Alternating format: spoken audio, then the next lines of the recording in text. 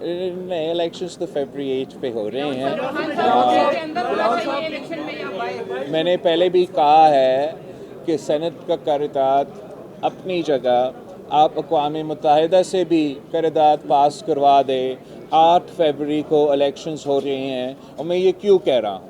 मैं इसलिए कह रहा हूँ कि जस्टिस फाइज़ ईसा साहब ने ये कहा है कि पत्थर में लिखा हुआ है कि फरवरी 8 पे इलेक्शंस होंगे। तो आप मुझे बताएं कि अगर 3-4 सेनेटर्स उठ के कहते हैं कि इलेक्शंस डिले किया जाए, क्या उनका बात में ज़्यादा कानूनी और आइनी वज़न है या चीफ़ जस्टिस ऑफ पाकिस्तान का फ़ैसला में ज़्यादा कानूनी और आइनी वज़न है? तो यही वजह है कि हम कह रहे हैं कि 8 फरवरी पे इलेक्शंस होंगे। आप सब ज़रूर तैयारी पकड़ें कि 8 फरवरी को आप जाके वोट डालें और अपने मुस्तकबिल के फ़ैसले करें। कराची में अल्हम्दुलिल्लाह पाकिस्तान पीपल्स पार्टी ने बहुत तरक्की किया है। ये पाकिस्तान की तारीख़ में पहली बार पाकिस्तान पीपल्स पार्टी ने हाल ही में कराची का बल्दियाती इलेक्शंस और हैदराबाद का बल्दियाती इलेक्शंस जीते हैं। दोनों शहरों का मेयर्स पाकिस्तान पीपल्स पार्टी से ताल्लुक़ रखते हैं।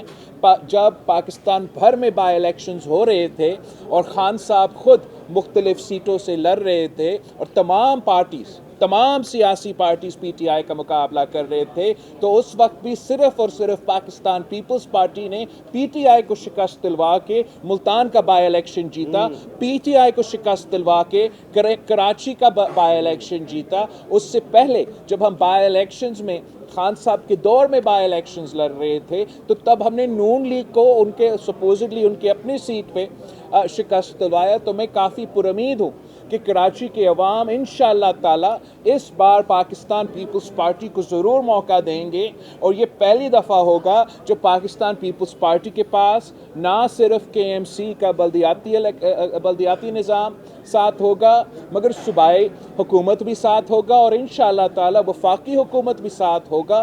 तो मैं बड़ा अच्छा तरीके से कराची में वो काम कर सकूँ। आपने 2 सवाल किया है। जहाँ तक इलेक्शंस की बात है, वो तो इलेक्शंस की बाद की बातें हैं, इलेक्शंस के पहले की बातें नहीं हैं। इस वक्त जो है मैं तो तमाम सियासी जमातों का मुकाबला कर रहा हूँ। मैं एक तीसरी ऑप्शन के तौर पे पाकिस्तान के अवाम पे अपने अवामी मुआशी मुआहदा पेश कर रहा हूँ, जिसके 10 नुकाती एजेंडा मेरे ख्याल में बेरोज़गारी, गुर्बत और महंगाई का मुकाबला कर सकती है और हम वाहिद जमात है जो ये मंशूर सामने लेकर आते हैं। तो उम्मीद है कि हम अपने हुकूमत बना सकेंगे।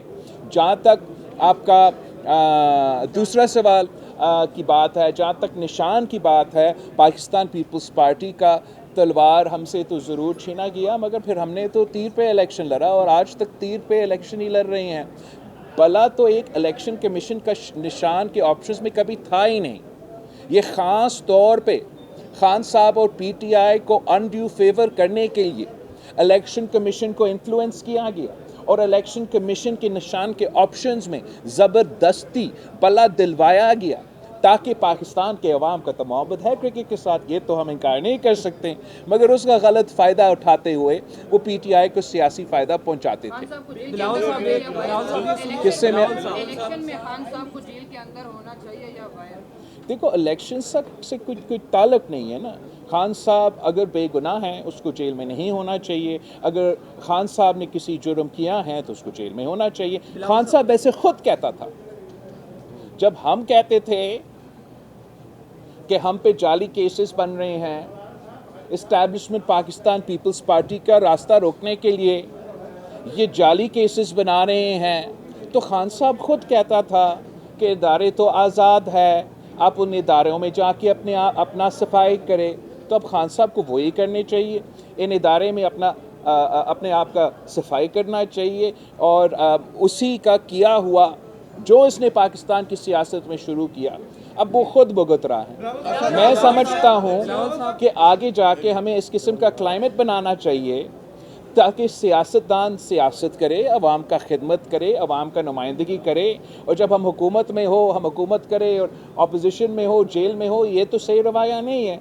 मगर सबसे पहले खान साहब को तौबा करना पड़ेगा कि जो उसने एक बार फिर ये रवायत पाकिस्तान की सियासत में डाला है, वो ख़ुद माने अपना गलती, वो ख़ुद तौबा करे। तो फिर पाकिस्तान की सियासत में शायद उतना गुंजाइश है कि हम आगे जाके ये पुरानी तकसीम और नफ़रत की सियासत को, ज़ाती अना की सियासत को दफन करके एक बेहतर मुस्तकबिल का बंदोबस्त कर सकते। मैं तो पाकिस्तान पीपल्स पार्टी को जो फांसी के ओवरऑल जो हम कहते हैं सज़ाए मौत के बारे में, हम तो नहीं समझते हैं कि हमारा निज़ाम में उतना शफाफियत है कि किसी को के ख़िलाफ़ इस किस्म का फ़ैसला।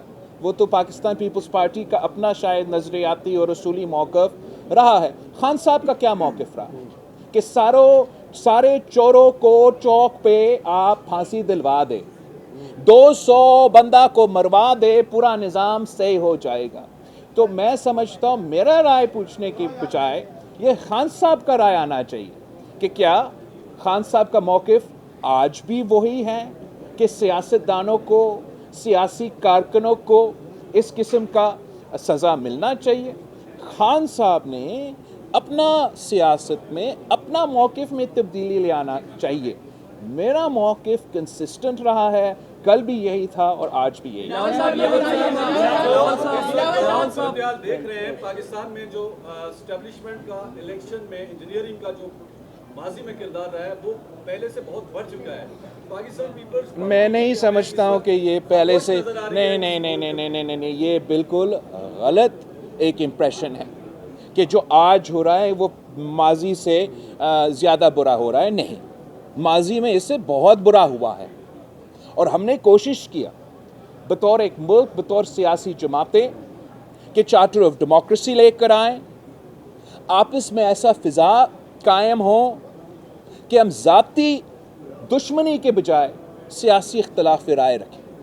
खान साहब ने कहा कि ये तो मुकमका है। खान साहब ने तंकीद किया कि ये जमहूरियत नहीं, ये सियासी जमातों के दरमियान मुकमका है। जो भी आज हो रहा है, सही हो या गलत हो, आप एक एग्जाम्पल उठाइए तो जो अब इतना शोर बनाया जा रहा है कि कैंडिडेट्स का फॉर्म्स रिजेक्ट हुए।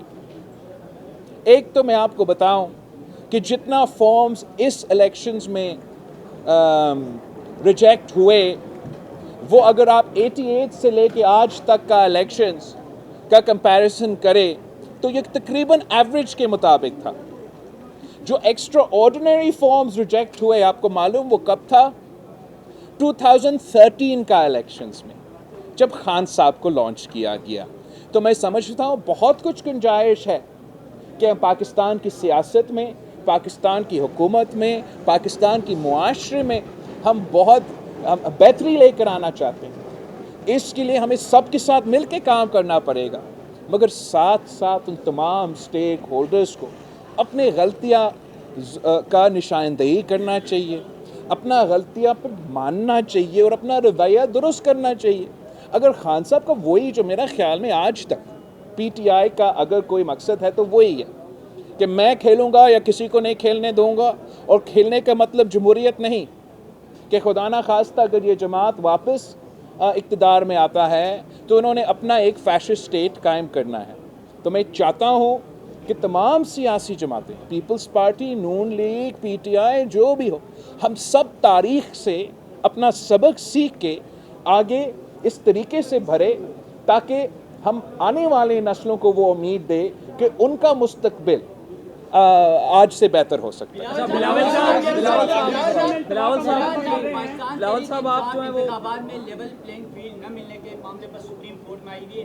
क्या आप समझते हैं कि इस वक्त पाकिस्तान पीपल्स पार्टी को लेवल प्लेइंग फील्ड मिल रही है? और क्या आपका क्या सवाल? मेरा सवाल ये सर कि जो आपने इंतखाबी सियासत का आगाज़ कर दिया, आसफा साहब आपके साथ मौजूद हैं, ये कब हमें मंजर यहाँ पे नजर आएंगे? और दूसरा कि 2024 इंतखाबात का साल, तो क्या आपकी शादी का साल भी होगा? अच्छा, तो जहाँ तक आपके इतने सारे मुख्तलिफ सवाल है, उसका तो सिर्फ एक जवाब मैं दे सकता हूँ कि जहाँ तक लेवल प्लेइंग फील्ड की बात है, पाकिस्तान की तारीख़ में पाकिस्तान का हर इलेक्शन आप उठा के देखें उसमें इम्प्रूवमेंट का गुंजाइश रहा है, आज भी वो इम्प्रूवमेंट का गुंजाइश है।